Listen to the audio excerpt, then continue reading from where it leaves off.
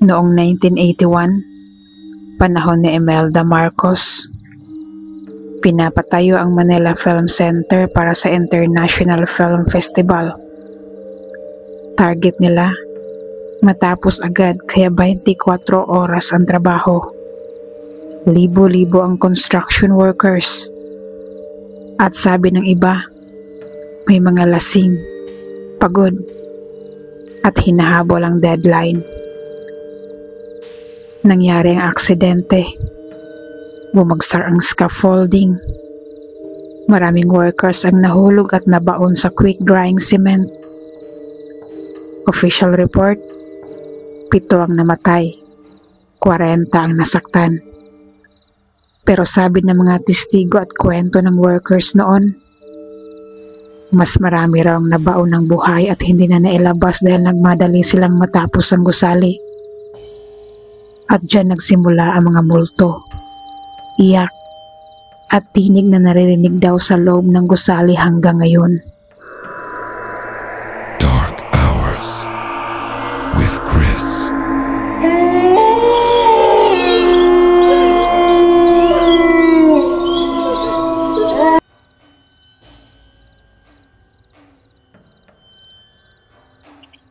Hindi ko alam kung dapat ko ba talagang ikwento to. Pero simula nung nangyari to, hindi na ako mapakali. At hanggang ngayon, tuwing napapadaan ako sa Manila Film Center, nanalamig pa rin ang likod ko. Hindi ako guard tulad nung naunang nagkwento. Crew ako dati sa isang production team. Sila yung nagre-rent ng mga venue sa iba't ibang lugar. Kabilang na yung gusaling yun. Hating gabi na kami natapos noon. Pagod, antok, tahimik ang lugar. Habang nag-aayos kami, napansin ng kasama ko na medyo malayo pa yung mga gamit namin. So pinapunta niya ako sa elevator para kumuha ng ibang materyales sa baba. Wala namang tao nun. Wala rin akong iniisip. Hanggang sa bumukas ang elevator mag-isa.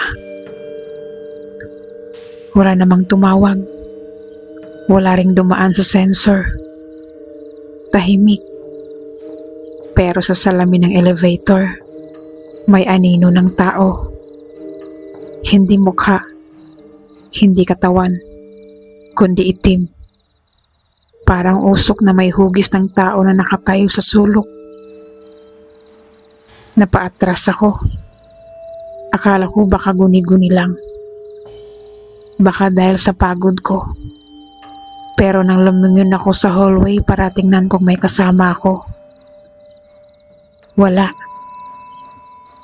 Pagharap ulit sa elevator, nakalapit yung anino. Mas malinaw, mas buo. Parang nakatayo sa mismong pinto. At ang pinaka hindi ko makakalimutan, yung mabigat na pakiramdam na para bang hinihintay niya akong pumasok. Tapos bigla itong gumalaw, dumampi sa ibabaw ng salamin. At may narinig akong boses, mahina, pero malinaw. Bakit niyo kami iniwan dito? Tumatakbo ako pabalik sa hallway. Pagbalik ko, hinabol ako ng kasama ko kasi ang lakas daw ng paglalakad ko. Parang may tumutugi sa akin. Pero hindi ako makasalita. Hindi ko maipaliwanag yung nakita ko. Hanggang sa pag-uwi ko, nanginginig pa rin ang kamay ko.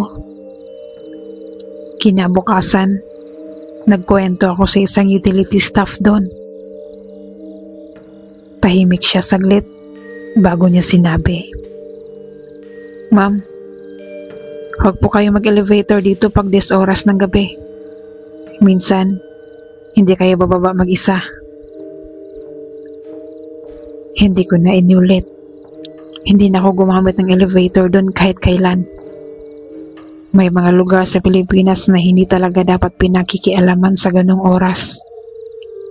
Lalo na yung may mga kaluluwang naiwan. at naghihintay pa rin ng saklolo. Sa mga gusaling may makasaysayan ng trahedya, minsan, hindi lahat ng sumasakay sa elevator ay buhay.